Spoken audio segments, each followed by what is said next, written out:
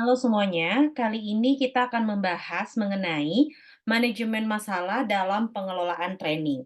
Nah, manajemen masalah dalam pengelolaan training ini tentu gunanya adalah bagaimana cara perusahaan mampu mengelola masalah, tapi dengan konsep training. Maka beberapa poin ini perlu diketahui terlebih dahulu supaya, paham ke depannya apa sih yang harus dilakukan dalam proses pengelolaan training ini.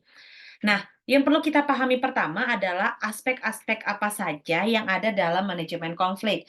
Nah, yang pertama kalau menurut Gottman dan Kirkhope menyebutkan ada 2 garis besar dalam, manajemen konflik. Satu, konflik ini bisa sangat destruktif, 2 bisa sangat konstruktif. Manajemen konflik destruktif tentu adalah manajemen konflik yang pada akhirnya akan menghancurkan, kondisi yang ada di perusahaan. Kemudian atau, menghancurkan masalah yang ada. Tapi kalau manajemen konstruktif adalah bagaimana membangun masalah ini supaya bisa ditemukan, solusinya. Oke, kita akan bahas dulu apa sih yang disebut dengan si manajemen konflik destruktif ini. Jadi, manajemen konflik destruktif ini ada yang disebut dengan conflict engagement, withdraw, dan compliance. Nah, kalau misalnya conflict engagement adalah menyerang dan lepas kontrol. Jadi, ketika kita berkonflik dalam sebuah perusahaan, baik itu dengan atasan ataupun misalnya dengan divisi lain atau dengan rekan satu divisi, kalau misalnya dengan konsep menyerang dan lepas kontrol, ini bukan hanya serangan yang berupa, secara verbal saja, tapi bisa juga serangan berupa serangan secara fisik. Nah, ini mungkin sering kita lihat ya ketika ada rapat-rapat dewan gitu ya, atau misalnya, kan rapat dewan selalu disiarkan di televisi. Nah, di rapat dewan ini, ada yang menggunakan, konfliknya adalah konflik destruktif gitu dengan, sistem konflik engagement, lepas kontrol, misalnya naik meja, mukul, dan lain sebagainya. Bukan hanya anggota dewan atau mungkin, di media-media, ada pertikaian-pertikaian yang selalu disorot dan dibagikan ke sosial media. Nah, ini disebut dengan konflik engagement. Kemudian ada juga konflik destruktif ini adalah, dengan cara withdraw, yaitu menarik diri, di mana, proses penarikan diri ini, sangat menakutkan hingga menjauhkan diri dari konflik. Biasanya untuk mempertahankan dirinya. Misal, lagi ada masalah nih di, divisinya, masalah itu diakibatkan oleh si A, tapi si A ini justru defense dengan, dia melarikan diri, misalnya nggak datang ke kantor, atau misalnya kabur dari kantor dan lain sebagainya. Itu disebut dengan manajemen konflik, destruktif, yaitu dengan cara withdraw. Kenapa? Ya alasannya karena dia tidak mau disalahkan dan dia merasa bahwa dengan melarikan diri, masalah bisa selesai dengan sendirinya. Padahal tidak bisa, masalah itu harus diselesaikan, bukan dengan melarikan diri, tapi, diselesaikan dengan, didiskusikan atau dimusyawarahkan.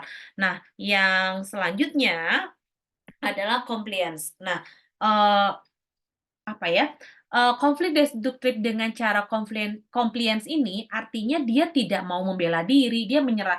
Jadi ya, pikiran, orang yang membuat konflik ini adalah, ya mau dipecat silahkan, mau dihukum silahkan, misalnya mau dimasukin penjara silahkan. Jadi, ya dia tidak melakukan pembelaan diri sama sekali karena, pikirannya ketika, membela diri pun tetap akan disalahkan gitu. Jadi tidak ada energi atau keinginan atau motivasi untuk melakukan pembelaan diri.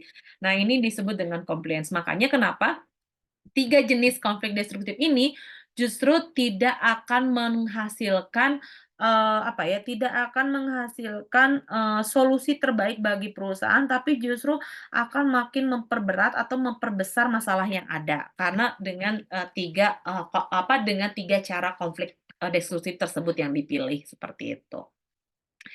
Nah, selanjutnya ada yang disebut dengan manajemen konflik konstruktif.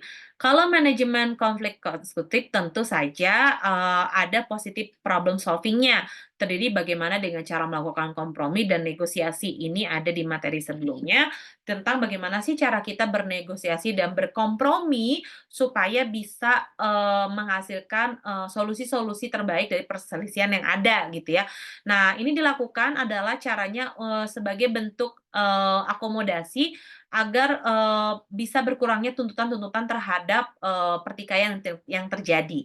Konflik konstruktif ini tentu saja harus ada keinginan dari kedua belah pihak, bukan hanya sepihak saja. Kalau misalnya kedua belah pihak sama-sama ingin menyelesaikan masalah yang ada pada perusahaan, maka konflik konstruktif ini bisa dilakukan, yaitu dengan mengumpulkan semua masalah, dibangun lagi kembali masalahnya, dan dilihat root cause-nya atau akar masalahnya tuh apa. Ketika sudah bisa dilihat root cause-nya seperti apa, maka otomatis kita bisa tahu nih solusi apa yang harus dilakukan. Makanya itu disebut sebagai positive problem solving. Kita tahu bahwa setiap ada masalah pasti ada solusinya, dan bagaimana juga cara mengkompromikannya dan menegosiasikannya supaya masalah ini bisa menghasilkan win-win solution, bukan win-loss atau salah satu pihak diuntungkan dan salah satu pihak dirugikan. Nah, ini yang dihindari dalam manajemen konflik konstruktif. Bagaimana caranya supaya kedua belah pihak bisa diuntungkan. Nah, di sini dikatakan juga ada berbagai macam sebetulnya alternatif dalam penyelesaian konflik menurut Prijaksono. Di sini, ada apa ya, sudut menang kalah, kemudian, juga menang-menang, kalah-kalah gitu ya. Nah, ini ada 4 kuadran, manajemen konflik. Yang pertama adalah kuadran menang-menang atau win-win solution. Nah, kalau win-win solution itu caranya seperti apa? Ya tentu saja dengan caranya kolaborasi. Nah, cara kolaborasi adalah mengatasi konflik dengan menciptakan, penyelesaian masalah dan, disepakati, semua pihak yang bertikai. Jadi, kalau misalnya kalau misalnya ingin menghasilkan win-win solution, maka perlu dilakukan yang namanya kolaborasi. Dengan adanya kolaborasi, maka semua pihak bisa sepakat dan bisa berdamai satu sama lain. Dengan, sepakat dan berdamai satu sama lain, maka, kolaborasi yang dihasilkan juga akan lebih bagus, seperti itu. Makanya kenapa tujuannya adalah untuk mengatasi konflik ini dengan win-win solution. Ada juga, win-lose atau kuadran menang kalah. Kuadran menang kalah di sini pasti akan terjadi yang namanya, persaingan gitu. Kenapa? Karena kuadran ini, memilih bahwa ada pihak yang memenangkan konflik dan pihak lain kalah. Dan biasanya, kuadran menang kalah ini menggunakan kekuasaan atau power untuk mencapai kemenangannya. Misalnya dia punya koneksi atau misalnya dia punya, apa ya, eee segi keuangan yang lebih besar ataupun pengaruh yang lebih besar sehingga ya mau tidak mau, pihak lain akan jadi kalah gitu karena, dia menggunakan kekuatan ini, dan ini akan menjadi persaingan sangat ketat karena kenapa, akan sulit, menerima kekalahan yang ada gitu. Jadi, biasanya ada orang-orang yang memang dalam perusahaan itu dia harus selalu menang. Kemudian ada juga yang disebut dengan kuadran kalah menang. Nah, kuadran kalah menang ini adalah kuadran yang memang posisinya mengakomodasi pihak lain. Jadi, ya sudah, saya tidak apa-apa kalah, yang penting tidak melibatkan divisi-divisi yang lain. Jadi biasanya kuadran kalah menang ini adalah mengorbankan apa posisinya atau kondisinya supaya tidak merembet ke divisi-divisi yang lain di perusahaannya, biasanya seperti itu. Jadi dia mengakomodir atau mengakomodasi, konflik ini supaya tidak makin melebar, biasanya seperti itu.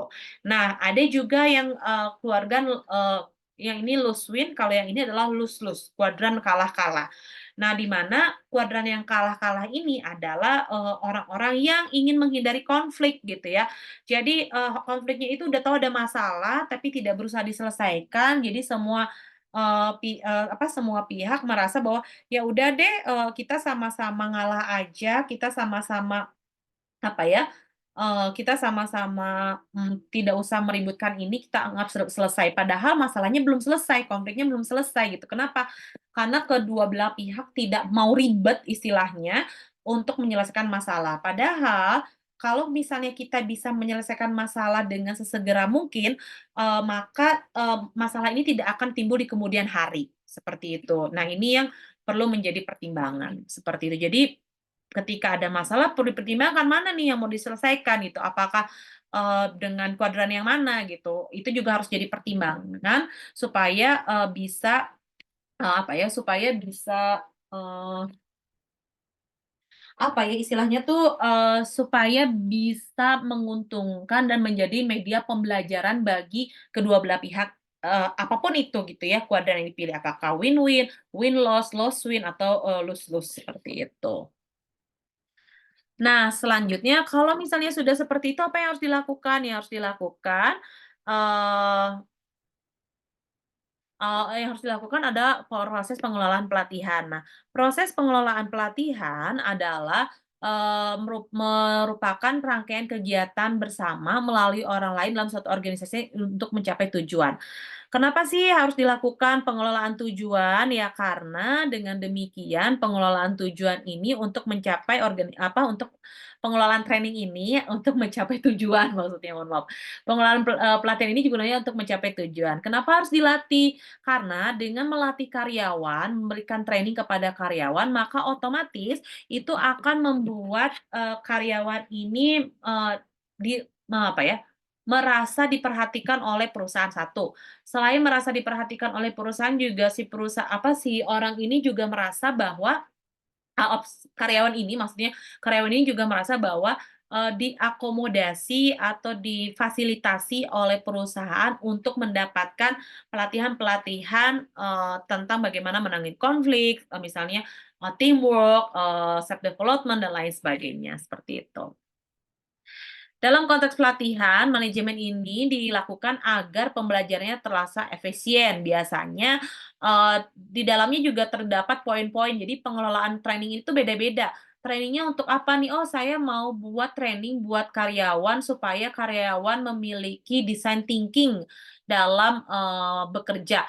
Nah, berarti yang harus dibawa dalam pengelolaan training adalah design thinking gitu.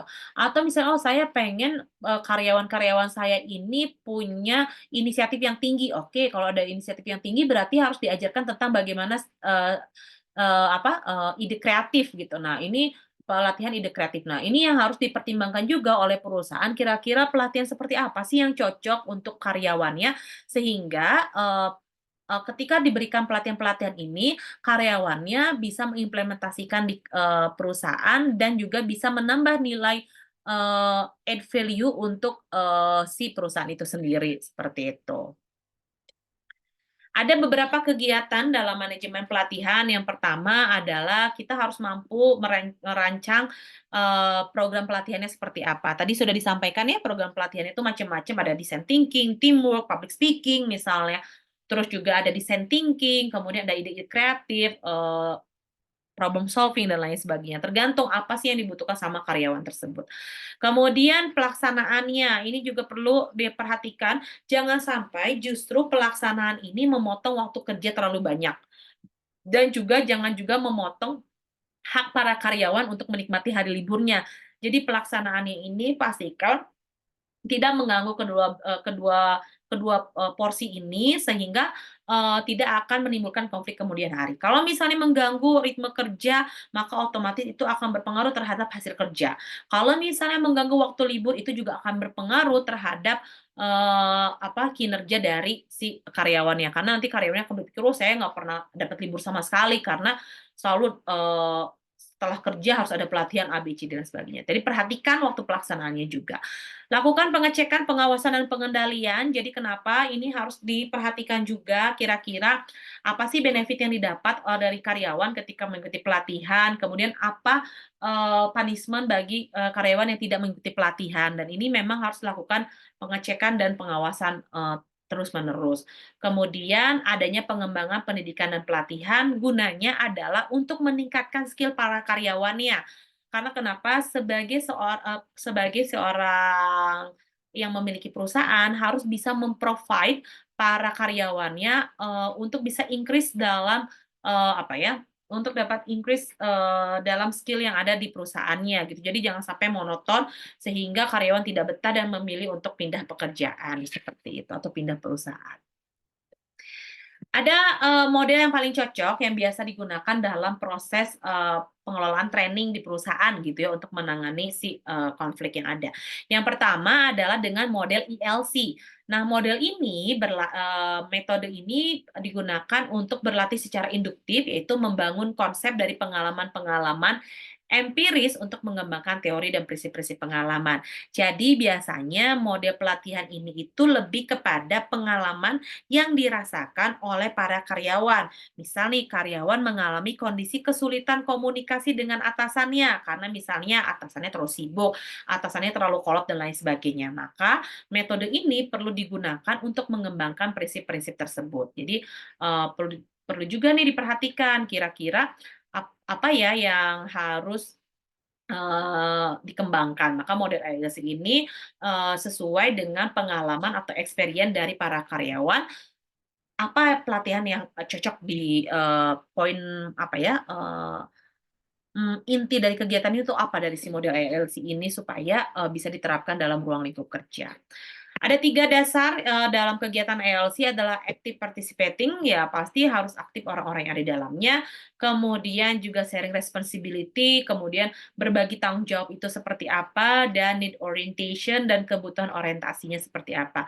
Kebutuhan orientasi ini adalah kebutuhan yang diperlukan dalam pengembangan skill, untuk menyelesaikan sebuah masalah. Bagaimana sih ini bisa dikembangkan, skill-nya dan lain sebagainya. Makanya kenapa ada yang disebut dengan needs orientation ini. Next, ini ada analisis kebutuhan, jadi dilihat dulu nih kebutuhannya seperti apa, kemudian susun kurikulum latihannya, model IELTS-nya mau seperti apa. Apakah tadi beberapa jenis sudah dijelaskan, ada design thinking, kemudian ada problem solving, kemudian ide kreatif, public speaking, self development. Itu dipilih dulu satu, jangan semuanya. Satu, kemudian disusun apa aja nih kurikulumnya, benefit-nya apa, tujuannya itu apa yang didapat sama, para karyawan ketika mengikuti pelatihan ini. Baru dilaksanakan pelatihannya dan nanti dievaluasi. Evaluasi lebih lanjut ini apakah dengan dilakukan, training ini dapat meningkatkan skill atau kinerja para karyawan atau tidak gitu ya. Kalau misalnya ternyata tidak, bisa meningkatkan kinerja karyawan, berarti perlu menjadi tanda tanya, konsep penyusunan kurikulumnya atau analisis kebutuhannya belum tepat, seperti itu. Dan itu akan terus berputar, dilakukan, dan ini pasti, proses, pelaksanaannya atau proses pembuatannya adalah dengan trial and error. Jadi harus dicoba dulu dan pasti ada error sehingga nanti menemukan, model training yang cocok di perusahaannya supaya bisa meningkatkan kinerja para karyawannya dan juga meminimalisir konflik yang ada pada perusahaan tersebut, seperti itu. Sip, materinya sudah selesai. Kalau ada yang ditanyakan seperti biasa nanti tanyakan di kelas ya. Terima kasih.